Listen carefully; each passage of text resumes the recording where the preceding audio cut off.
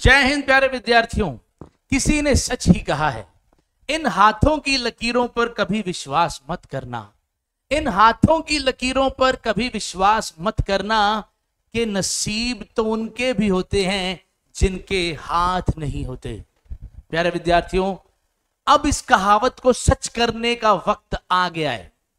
यानी जो लोग ये समझते हैं कि नौकरी मिलना तो नसीब की बात है, नौकरी कभी उन्हें मिलती ही नहीं। नौकरी मिलना मेहनत की बात है। ये मेहनत करने वाले लोगों को ही मिलती है, जो नसीब पर विश्वास करके बैठे रहते हैं उनको नहीं मिलती। दोस्तों, आज की इस वीडियो में मैं आपको बताने वाला हूं कि क्या रणनीति रहेगी।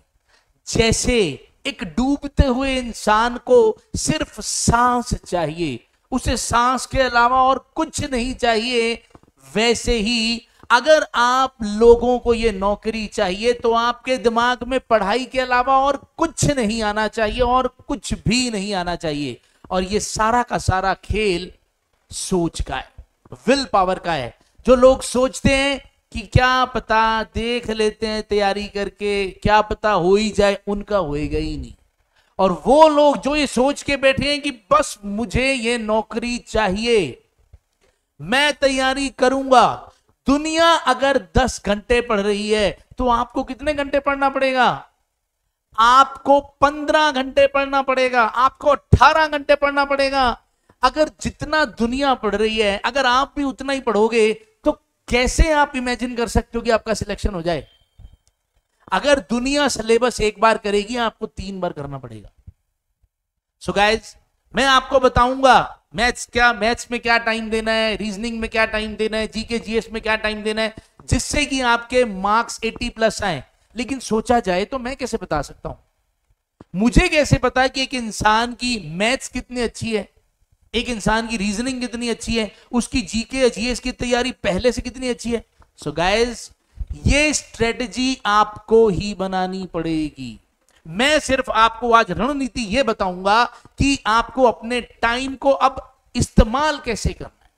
देखिए, सबको पता है 23 जुलाई को एग्जाम है, तो मैं आपको अब क्या कह रहा हूं, कैसे चलना हमें। देखिए, अगर 23 जुलाई को एग्जाम है, आप उल्टा चलिए। जो लोग बस पढ़ते ही जाते हैं, पढ़ते ही जाते हैं, पढ़ते ही जाते हैं और रिवीजन ही नहीं करते, वो पेपर वाले दिन पता क्या कर रहे होते हैं? पढ़ा तो था, पढ़ा तो था। तो पढ़ा तो था से नंबर नहीं आते।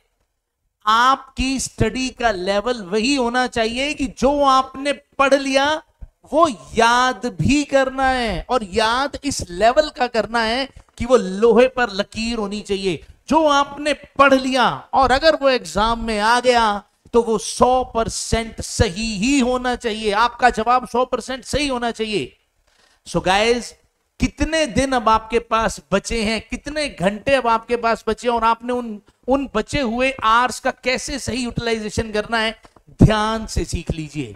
देखिए, फॉर एग्जाम्पल, हमें मालूम है कि एग्जाम हमारा होना है 23 जुलाई को। उल्टा चलते हैं, अगर आपकी रिवीजन ढंग से नहीं हुई तो सारा गेम ही खत्म है। तो इमेजिन करो, किसी इंसान को लास्ट के 2 दिन चाहिए, किसी इंसान को हो सकता है लास्ट के 3 दिन चाहिए ढंग से रिवीजन करने के लिए, यानी जीके जीएस की ढंग से रिवीजन करने के लिए, और थोड़ी बहुत प्रैक्टिस और करने के लिए मैथ्स और रीजनिंग की।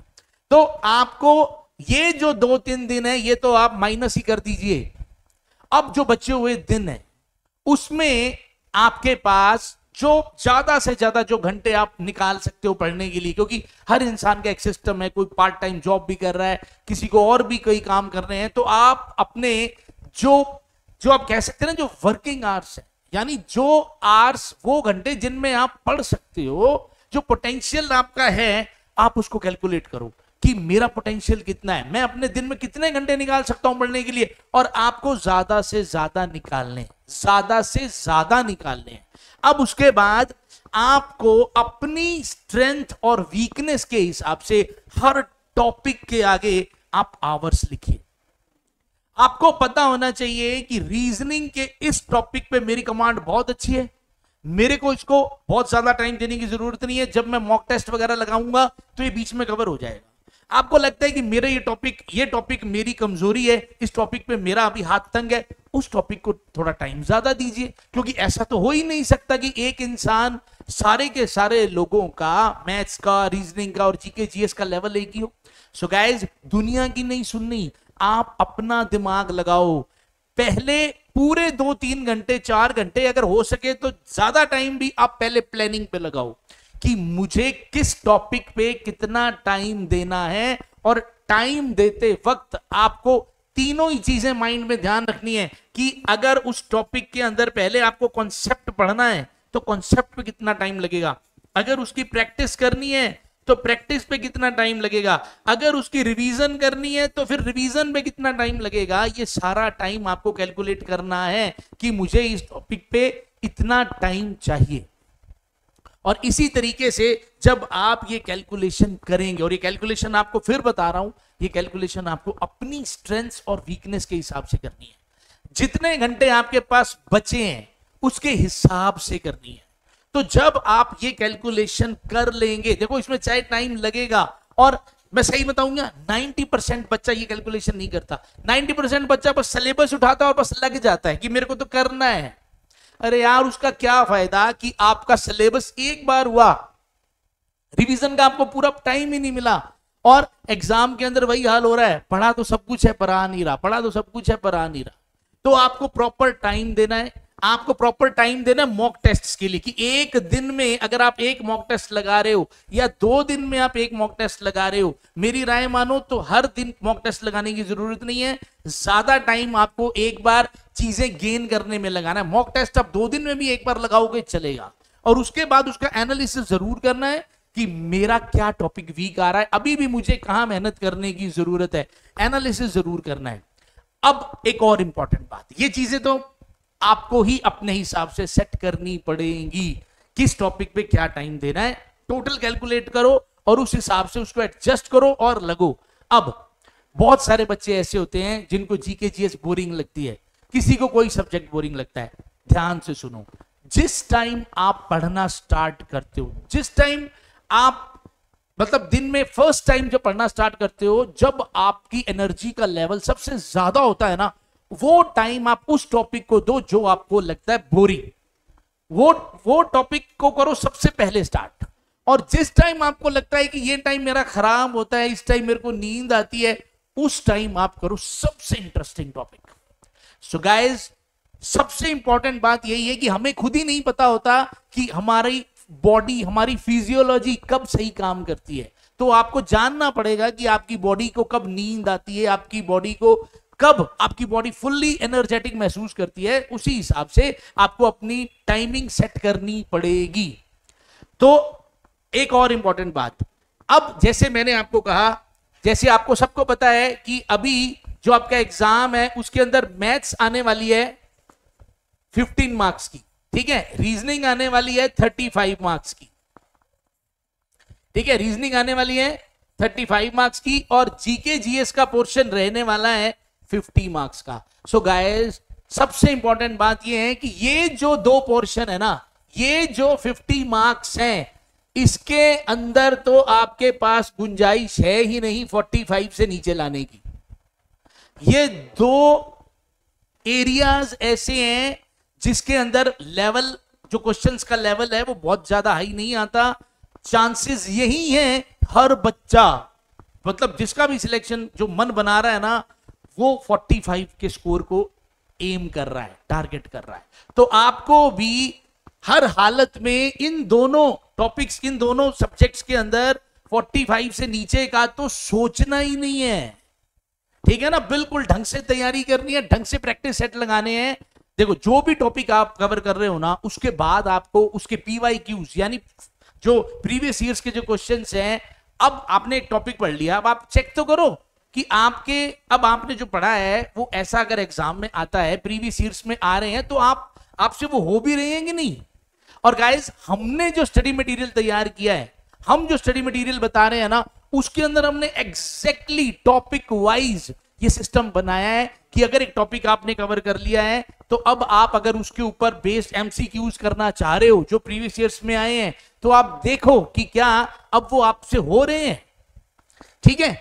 तो अब बात बची जीके और जीएस की। तो जीके जीएस के अंदर 50 मार्क्स में से अब बोनस आपको कितने मिलने हैं देखो वो बात की बातें हैं, लेकिन आप अपना एम रखो कि कम से कम आपको 35 से 40 तक इसके बीच की आपको तैयारी करनी है कि 35 से 40 मार्क्स आपके आने चाहिए। और अगर आप इस सिस्टम को लेके चलोगे तो ही आपकी पार पड़ेगी। सो गाइस, सबसे इंपॉर्टेंट है हमारी विल पावर। अगर एक इंसान को बार बार ऐसा लगता है कि होना तो है नहीं, चलो देख लेते हैं, तो नहीं होगा। वो बच्चा ना ही तैयारी करे तो अच्छा है। लेकिन अगर किसी को भगवान पर विश्वास है, देखो भगवान पर विश्वास का मतलब फिर से सुन लो, देखो मेहनत अगर आप ढंग से कर रहे हो तो हो सकता है कि जो कुछ आप पढ़ रहे हो, जितना आप पढ़ रहे हो, उसी में से एग्जाम आ जाए। अब यहां किस्मत काम करती है। आपने जो पढ़ा, जितने दिल से पढ़ा, उसमें से अगर एग्जाम आ गया तो आपका सिलेक्शन 100% है। लेकिन जिसके पास जितना टाइम है, जिसके पास जितना पोटेंशियल है, वो अपना पूरा पोटेंशियल लगा दो। भगवान कहता है कि मैं हेल्प उसी की करता हूं जो अपनी मेहनत में कमी नहीं छोड़ता। जो अपनी मेहनत में बेईमानी करता है फिर उसको फल भी नहीं मिलता। सो गाइस, आप अपना बेस्ट दीजिए। हमारी पूरी टीम आपके साथ है, माइंड मास्टर की पूरी टीम आपके साथ है। हम पूरा कंटेंट ढंग से तैयार कर रहे हैं, डेली क्लासेस आपको मिल रही हैं। और अगर आप और अच्छे से तैयारी करना चाहते हैं तो आप हमारी माइंड मास्टर की जो ऐप है, जो प्ले स्टोर से डाउनलोड आप कर सकते हो, लिंक डिस्क्रिप्शन में आपको मिल जाएगा। आप वो डाउनलोड कीजिए और वहां जो स्टडी मटेरियल है उसकी डेमो क्लासेस आप देखिए, लगाकर देखिए, चेक कीजिए। और अगर आपको लगता है कि हाँ मेरी हेल्प होगी और ये स्टडी मटेरियल अच्छा है, तो आप परचेज कीजिए। सो गाइस, फर्स्ट 100 स्टूडेंट्स के लिए हमने छूट दे रखी है। 599 में अभी ये कोर्स अवेलेबल है, जो बाद में 999 से कम नहीं मिलेगा। सो गाइस, तैयारी आपने खुद ने करनी है। आपको पता होना चाहिए आपका बेस्ट तरीका क्या है पढ़ने का, आपके पास कितना टाइम है, कौन सा टॉपिक आपका अच्छा है, कौन से टॉपिक में आपको अभी मेहनत करनी है। ये सारी कैलकुलेशन पहले करनी है, उसके बाद कमर कस के लगना है और कसम खा के ही लगना है कि मुझे नौकरी लेनी ही लेनी है। सो गाइस, जितने भी लोग हैं ना जिनका दिल नहीं करता बीच में पढ़ने का, या बार बार मूड ऑफ हो जाता है, यार बाद में करते हैं, थोड़ी देर घूमे आते हैं, वो ना उन लोगों का चेहरा अपने दिमाग में ले आओ जो इंतजार कर रहे हैं कि कब आप कह दो कि यार अब मेरे से मेहनत नहीं होती, और फिर वो लोग आपकी बेइज्जती करेंगे जगह जगह। सब लोगों को पता है कि ये वो कौन से लोग हैं उनके खानदान में जो इंतजार ही कर रहे हैं आपका कि आप एक बार डिक्लेयर कर दो कि मेरी जंग खत्म हो गई है, मैं हार गया हूं, और फिर देखो वो आपकी कैसे टिका के बेइज्जती करते हैं। तो जब भी आपका मूड ऑफ हो ना, उनके बारे में सोच लेना कि वो लोग तैयार बैठे हैं। जब भी आपका मूड ऑफ हो, अपने परिवार की हालत के बारे में सोच लेना कि अगर नौकरी लग गई, जब महीने वाले दिन 50,000 खाते में आते हैं तो कैसा फील होता है, और अगर ये चांस भी निकल गया तो बेरोजगार की जिंदगी कैसी होती है, ये मुझे बताने की जरूरत नहीं है। ठीक है। सो गाइस, जो टाइम बचा है उसका पूरे दिल से, पूरे दिमाग से इस्तेमाल कीजिए और अपने सिलेक्शन को सुनिश्चित कीजिए। जहां हमारी हेल्प की जरूरत हो आप हमसे राय लीजिए, हमें कॉल कीजिए 8104229005। ये हमारा कॉन्टेक्ट नंबर है। ठीक है जी, 8104229005 ये हमारा कॉन्टेक्ट नंबर है। माइंड मास्टर के नाम से ऐप अवेलेबल है प्ले स्टोर पर, आप अभी जाइए डाउनलोड कीजिए, लिंक आपको डिस्क्रिप्शन में मिल जाएगा। कहीं भी कोई भी दिक्कत है आप हमें कॉल कर सकते हैं। चलिए गाइस, कोशिश करूंगा आपके लिए कुछ और मोटिवेशन वाला मटेरियल भी लेके आऊं ताकि बच्चा रुके नहीं, लगा रहे। चलिए गाइस, बाय बाय, मिलते हैं अगली वीडियो में। टिल नाउ, टिल देन, जय हिंद, जय भारत।